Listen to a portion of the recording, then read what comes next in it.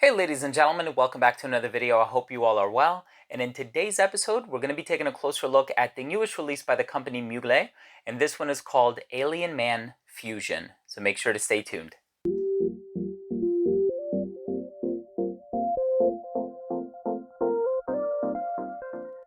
So again, this fragrance was released in 2019, just this year. The perfumer for the original, which was released last year in 2018, I know is Jean-Christophe Herold.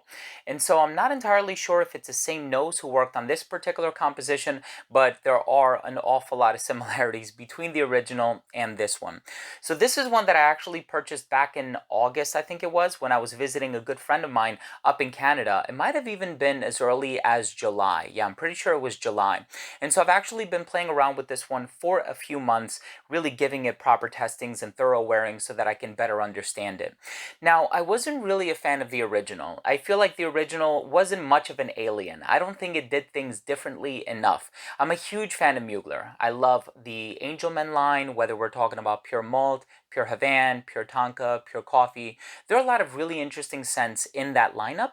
And so when I heard that they were coming out with the men's version of Alien, I was really excited to say the least. So the original Alien has a note of dillweed that I think really intrigued a lot of people. And so when they were looking at the note breakdown, they said, that's an unusual or peculiar note. Let me see what this one is all about. This one, on the other hand, it has a lot of the same notes, not as populated of a note breakdown as the original. And so this one, according to fragrantica.com, has like 5 or 6 notes versus the original, which had like 15. And so there's still beechwood, there's osmanthus, but the main difference between this one and the original is the fact that this one contains a coffee note. And so I'm going to be letting you know what I think of the smell. Let's start things off with the presentation. The box on this one looks very similar to the original.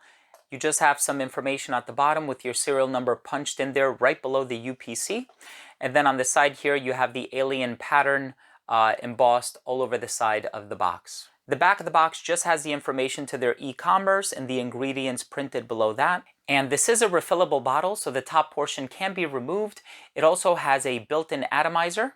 The information for this one is printed on the bottom, and the distribution on the atomizer is rather nice. Let's continue with the smell. So as soon as this fragrance opens up, you are going to get that similar freshness that you also get in the original.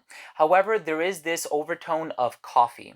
Now, coffee is an ingredient that I think we see in a lot of fragrances, especially as of late. We've seen a new Montal come out recently, Ristretto Intense Cafe, and the coffee note, albeit a little bit bitter, is actually done phenomenally well. It's very authentic, very true to form.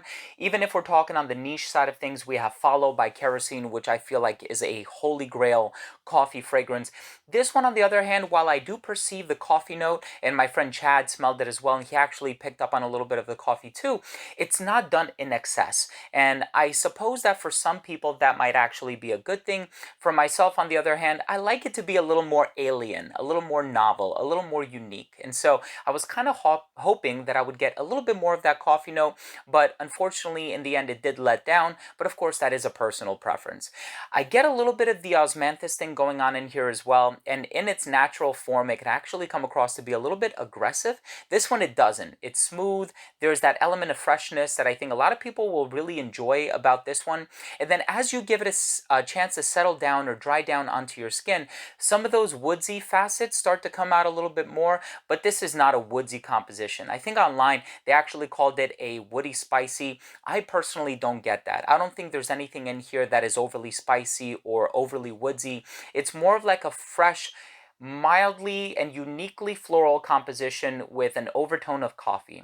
So I think that if you're a fan of those notes, this one isn't going to disappoint. If you were looking for like the male equivalent of Alien, I think that this one wasn't necessarily a step down that similar path or trajectory.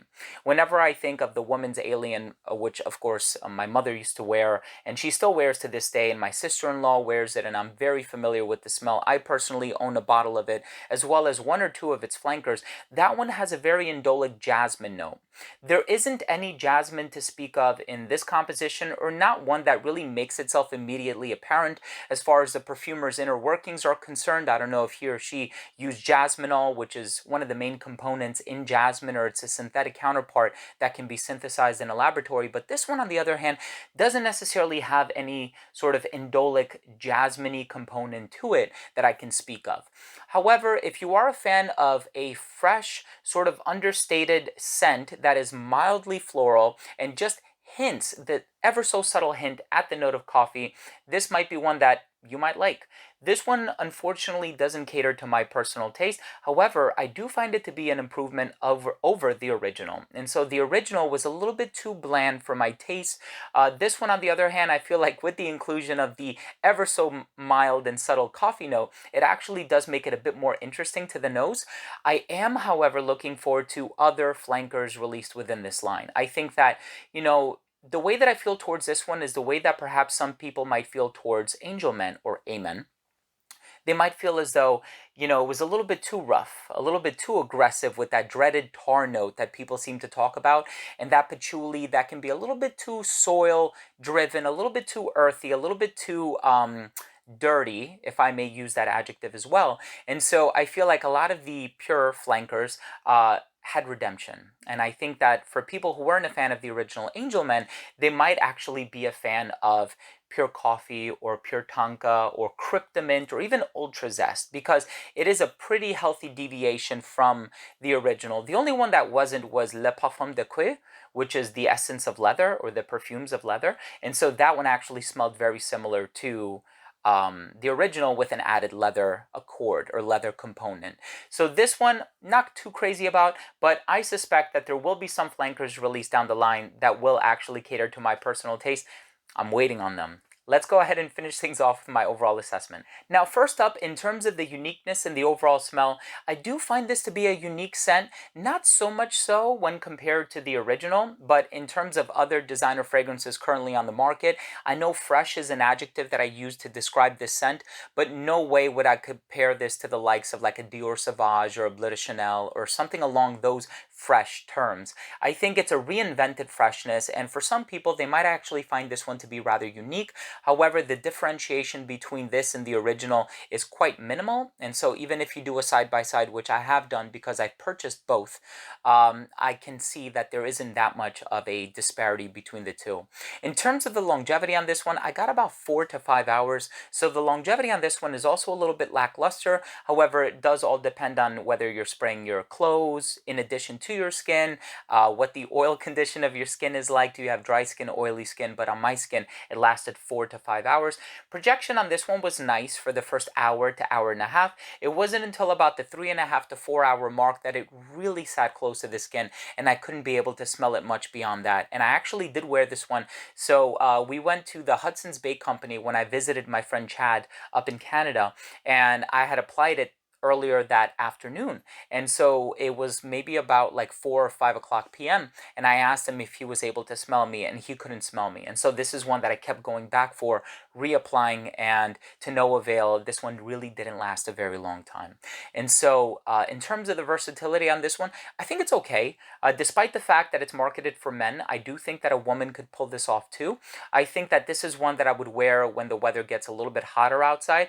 But keep in mind, this isn't going to be your bright, lush, full of light citrus scent that you might find in like a Versace Mano Fresh, or even like a Bleu de Chanel, or one of the citrus heavy fragrances. Mont Blanc Legend Spirit is another really good citrus scent. Artisan Pure by John Varvatos is also another really good citrus scent as well. And last up, in terms of the presentation, I do like the presentation. I think it's kind of cool that they went with a brighter saturation or a more saturated color on the bottle. So my final verdict on this one is, as I've stated previously, if you are a fan of fragrances they have like a pseudo fresh feel, they're a little bit floral with an added coffee note, check this one out. I think it might be in your wheelhouse. As far as it catered to my personal taste, I'm not a fan of this one, but again, we can't be a fan of everything. There will inevitably be fragrances out there that we're not drawn to, but that's what makes this hobby and this passion so beautiful and so subjective, is the fact that, different strokes for different folks. And so Thank you so much for tuning in. That was my review of Alien Man Fusion by the company Mugler.